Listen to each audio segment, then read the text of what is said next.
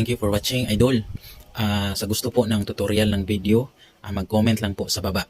Siyempre, hindi po ako magtuturo kung walang magpapaturo. Gagawa lang ako ng tutorial kung mayroon pong magpa-tutor. Kung mayroon pong gusto. Anyway, shoutout pala kay Inner Yob ni Classy. Thank you po, idol, sa palaging pag-watch ng ating video. Mga kaibigan natin dyan, paki-suporta naman si Rinjin Junk Shop. Sino naman ang magtutulungan, di ba? Tayo lang. So, thank you pala, Inner Yob ni Classy, for always watching my videos. So, paano mga ka-idol? Until in the next video. Ingat po kayo palagi. God bless. Bye-bye.